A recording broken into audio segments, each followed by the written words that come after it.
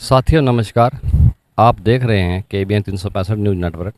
साथियों अभी हम पहुंचे हैं फुहारा पार्क सेक्टर 12 करनाल में और यहां पे उपस्थित हैं सीटू के प्रदेश महासचिव जय भगवान जी और चरखी दादरी आंगनवाड़ी वर्कर्स हैं हेल्पर यूनियन की जिला अध्यक्ष हैं सुनीता जी। ये दो साथी हैं जो कल चंडीगढ़ में जो डिप्टी CM हैं उनसे मुलाकात करने के लिए गए थे। उस मुलाकात में क्या रहा, क्या बातें हुई, इनसे जानेंगे। सर नमस्कार। नमस्कार। सर कल जो मुलाकात थी आपकी चंडीगढ़ में, उसका एक तो जो टाइम था वो 2 बजे का था, लेकिन बहुत देरी से जो मीटिंग शुरू हुई उसका क्या कारण रहा? देखिए, समय 2 बजे का दिया गया था और ये मुलाकात का जो समय है वो स्वयं डिप्टी CM ने दादरी में हमें दिया था कि 23 फरवरी को आप आइए चंडीगढ़ सचिवालय में और हम तमाम मुद्दों पर बातचीत करेंगे और आपके जो विभाग के अधिकारी हैं उनको भी साथ में बिठाएंगे और आपकी मांगों का हल करवाने की दिशा में हम कदम उठाएंगे। तो उसी सिलसिले में उनके PA का भी 2-3 दिन पहले फ़ोन आया था कि आप आ रहे हैं और हम कंफर्मेशन करके एक तरीके से हम कल गए थे। 2 बजे बाई चांस उनकी कोई और व्यस्तता हो गई तो वो उस टाइम नहीं बात कर पाए। उन्होंने कहा कि हमारे आवास पर ही हम मीटिंग करेंगे और लगभग हमें वहाँ 7 घंटे गुजरे उनके आवास पर और 9 बजे के करीब उन्होंने बातचीत की। तो इतना लंबा टाइम, कोई और मीटिंग थी, अलग अलग लोगों से उनकी मुलाकात जो है वो हुई। इस बीच में हमें भी ये था कि तो इत्मीनान से बात करेंगे क्योंकि बुला रखा डेलीगेशन को, कोई ऐसा नहीं हम गए हुए थे। तो देर तो यही रही, उनकी कोई और भी मीटिंगें थी। लेकिन बड़ी बात यह है कि भाई जो उनका कुल मिला के बातचीत में जो उन्होंने बाद में जो की, उससे लगा कि ये उनके आचरण के अनुरूप नहीं था। जो उनका व्यवहार जो उन्होंने किया, जो डेलीगेशन से जो बातचीत की, मतलब इतने बड़े पैमाने पर जो है आंदोलन चल रहा है, तो उसके अनुरूप कोई ये नहीं था कि भाई एक डिप्टी CM को जिस ढंग से वार्ता करनी चाहिए उस ढंग से उनकी वार्ता थी। किस तरह की बातचीत हुई, कैसे शुरुआत हुई और कैसे जो है इस बैठक का जो है अंत हुआ? देखिए, ये हमें भी पता है कि ये क्योंकि उनका विभाग नहीं है, महिला एवं बाल विकास विभाग, और दूसरी बात यह है कि इस मामले में खुद मुख्यमंत्री शामिल हैं, तो उप मुख्यमंत्री इस बारे में कोई स्वतः निर्णय लेने की स्थिति में नहीं है, ये तो हम जानते हैं। उसके बावजूद भी वो उप मुख्यमंत्री हरियाणा सरकार के कैबिनेट में हैं, तो ये उनकी जिम्मेदारी बनती है कि कोई मामला ऐसा चला हुआ है, जब 52,000 वर्कर्स हेल्पर्स का मामला है, उनके मुद्दों को लेकर आंदोलन चल रहा है, हज़ारों महिलाएं सड़कों पर बैठी हुई हैं, महापड़ाव डाले हुए हैं और इतने दिन से 2.5 महीने हो गए हैं, तो उनकी जिम्मेदारी ये बनती थी कि वो सकारात्मक ढंग से बात करें। लेकिन उन्होंने जो कहा, ठीक है, वो करने की स्थिति में नहीं है, हम ये जानते हैं, करना मुख्यमंत्री को ही है। और लेकिन उसके बावजूद भी मतलब इतने लंबे टाइम तक उन्होंने बिठाया। और दूसरी बात यह है कि उन्होंने अपनी बातचीत में जो कहा, वो उन्होंने कहा कि ठीक, आप लड़ रहे हो, आप लड़िए, और किसान जैसे लड़े उनको भी मिली जीत, आपको भी मिल जाएगी जीत। और इस बारे में जो है, क्योंकि मैंने तो घोषणा नहीं की है, जिन्होंने घोषणा की है आप ये सवाल तो उनसे कीजिए कि बढ़ोतरी क्यों नहीं लागू कर रहे हैं। तो ये कोई उचित बात नहीं है, वो सरकार है। और दूसरी बात ये कि हमारी सरकार आएगी, हमारी पार्टी की सरकार आएगी, स्वतंत्र रूप से हमें 50 सीट अगर आप मिल जाएगी तो हम आपके जो है 3,000 की बजाय 6,000 बढ़ा देंगे। ये ऐसे मौके पे अब ना तो कोई चुनाव की बात है, ना कोई वोट डालने की बात है, ये तो एक आंदोलन चल रहा है। उस आंदोलन में वो बतौर डिप्टी CM क्या कर सकते हैं, ये उनको बोलना चाहिए था। तो ये बोलने के बजाय कि हमारी सरकार बनवा देना, हम तो ये कर देंगे, आप लड़िए, जिन्होंने घोषणा की उनसे आप बातचीत कीजिए। तो फिर मतलब क्या होता है कि आप जो है बुला रहे हैं, अब बतौर डिप्टी CM आपने बुलाया क्यों हमें बातचीत के लिए? ये तो आप पहले भी कह देते कि ठीक है भाई, ये मुख्यमंत्री के स्तर का मामला, वही बात करेंगे, आप उनसे बात कीजिए, हमें क्यों ज़रूरत है। और फिर वहाँ गए तो 8 घंटे वहाँ बैठ रहे हैं, उसके बाद वो कोई पॉजिटिव बात ये भी नहीं है कि ठीक है भाई, मेरी आपके साथ संवेदनाएं हैं, आप ठीक लड़ रहे हैं और हम कोशिश करेंगे सरकार से बात करने की। इस तरह की कोई बात का मतलब ही नहीं है। तो बहुत ही एक जो जिम्मेदारीपूर्ण जो व्यवहार है वो बिल्कुल नहीं था और हमें आशा भी नहीं थी उनसे। हम ये कहें कि डिप्टी CM से हमें बहुत आशा लेके गए थे, हमें उम्मीद ही नहीं थी कि वो कुछ कर सकते हैं, क्योंकि उससे पहले भी सिरसा में, दादरी में, अलग अलग जगह उनके साथ हमारे डेलीगेशन से ने बात की थी। वहाँ भी उनका व्यवहार कोई जो है आंगनवाड़ी वर्कर्स और हेल्पर्स के आंदोलन के प्रति कोई ज़्यादा सकारात्मक नहीं था। लेकिन उसके बावजूद भी उन्होंने हमें समय दिया था, हमें बुलाया था बातचीत के लिए, कन्फर्मेशन मांगी थी, तो हम गए थे कि हम क्यों अपनी ओर से जो है ये छोड़ दें कि भाई कल ये कहे कि हमने बुलाया और आप बातचीत के लिए नहीं, हम तो आपका मामला हल करवा देते, ये कहने तो ये हम ये कहना चाहते हैं। एक तरह का आप लोगों को ये आश्वासन था कि सीएम से बात करवाएंगे, उसका क्या रहा? ना, ये हमें कोई आश्वासन नहीं था, ना हमें लगता है, क्योंकि जिस तरह की सरकार का जो कुल मिला के कम्बिनेशन है बीजेपी जजपा का, और उनके बीच के जो आपस के जो मतभेद हैं, बेशक सरकार में है, मतलब वो सीएम से मिलवा देंगे, ठीक है, एज्यूम किया जा सकता था कि भाई हो सकता है, तो क्योंकि मीडिएटर की कोई भूमिका निभा ले वो, कि वो जो गतिरोध जो पैदा हो गया, सरकार अड़ी हुई है, इधर से वर्कर हेल्पर्स जो है अपने मुद्दों को लेके अड़ी गए, तो कोई जो है बीच में कोई मीडिएटर की भूमिका कि डिप्टी सीएम के रूप में चलो भाई हम दोनों के बीच में किसी तरीके से एक ब्रिज का काम करते हैं, हम वो करेंगे और आपके मामलों को कुछ मतलब हल करवाएंगे, तो ये उम्मीद तो लोग कर सकते हैं, कर ही सकते हैं। लेकिन हमें ये बिल्कुल ऐसा नहीं था कि वो सीएम के साथ मुलाकात करवा के मामलों का हल ही करवा देंगे।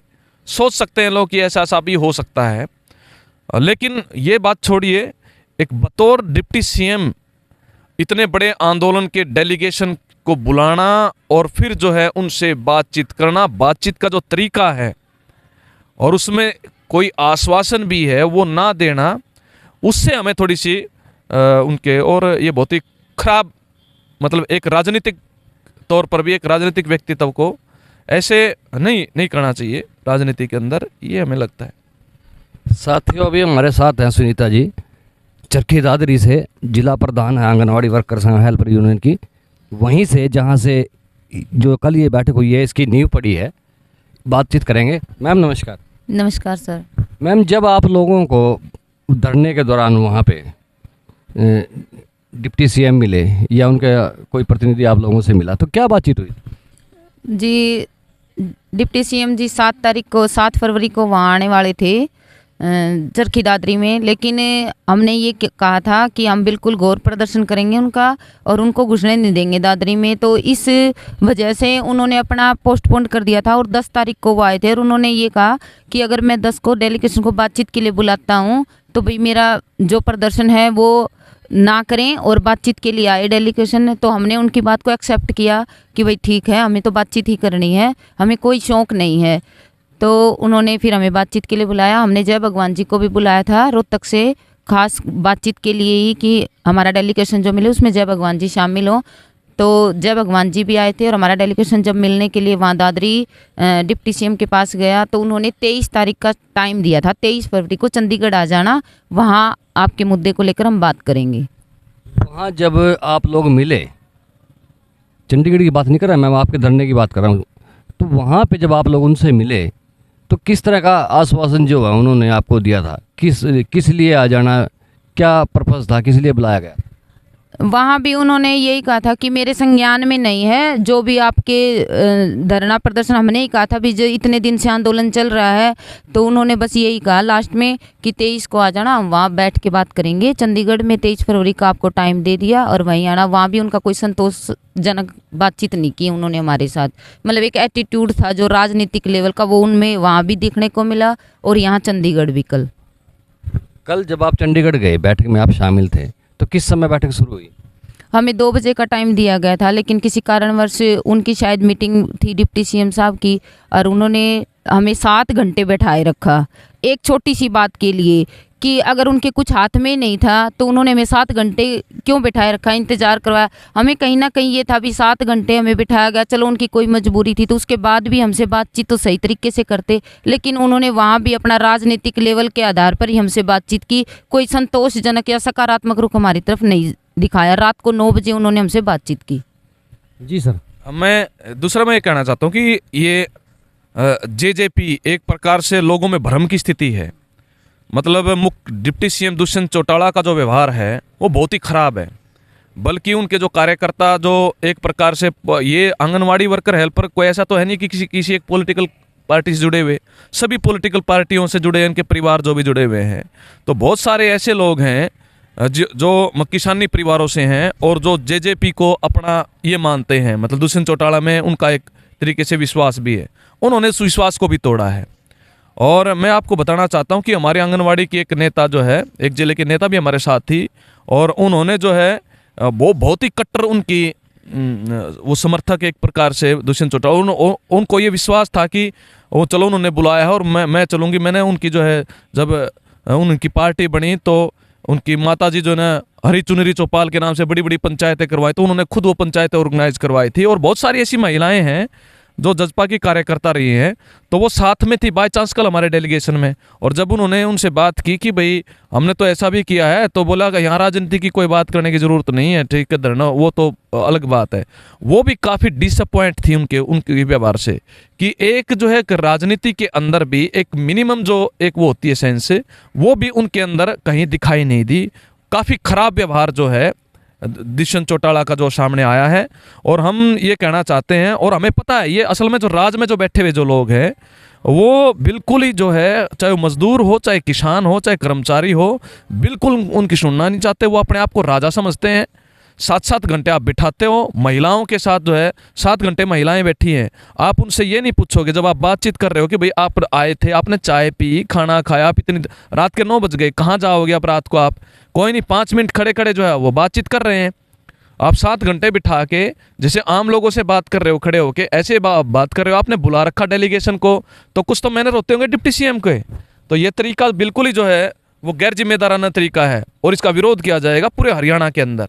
जहाँ भी जो है अभी हमारी सरकार से लड़ाई, हम ये भी जानते हैं कि मनोहर लाल खट्टर जो है जो मुख्यमंत्री है वही मामले का हल करेंगे, लेकिन बतौर डिप्टी सीएम जो है उनका जो रुख है वो बहुत ही निंदनीय है, और इसका विरोध होगा, पूरे हरियाणा के अंदर विरोध होगा।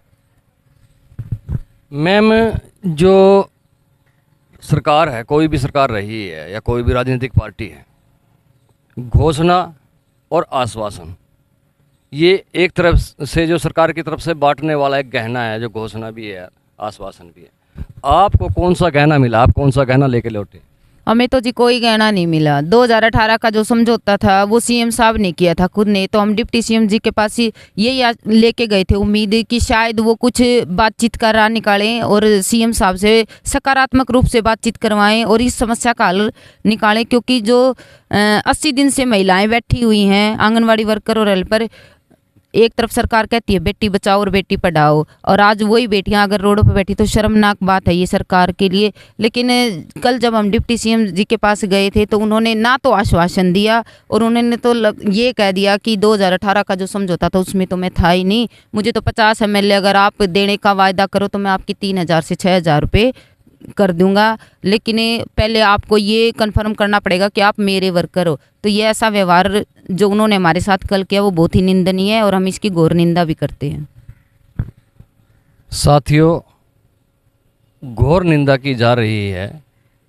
जो दल तालमेल कमेटी का चंडीगढ़ में कल मिलने के लिए गया था, उस दल में जो शामिल रहे उनके द्वारा रेवाड़ी चरखी दादरी से हैं सुनीता जी, उन्होंने बताया, जय भगवान जी हैं C2 के प्रदेश महासचिव, उनसे बातचीत हुई है, आपने सुना।